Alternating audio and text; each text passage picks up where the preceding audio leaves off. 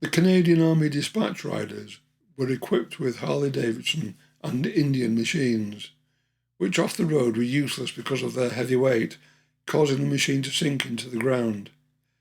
Our matchless 350cc machines were much lighter and were the envy of all the military motorcycle riders. We travelled on through Ghent, then Antwerp, and here we found an old velodrome, which I believe had been built for Olympic use prior to the war, and we spent a few hours riding our machines around the velodrome. We moved on to Nijmegen, where the paratroopers had saved the bridge from being blown up, and I stood guard one day for 24 hours on the bridge, during which time a limousine with military police escorts came across the bridge, and I believe the VIP was Winston Churchill. I recall a rather exciting occurrence earlier in the campaign.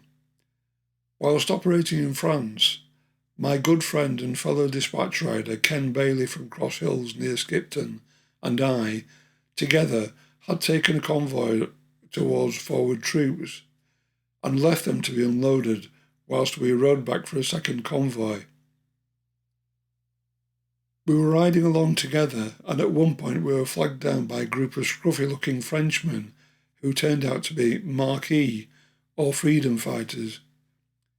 They excitedly told us that les Boches étaient dans l'église, which I took to understand that a group of German snipers were up the church tower, shooting down on any passing traffic.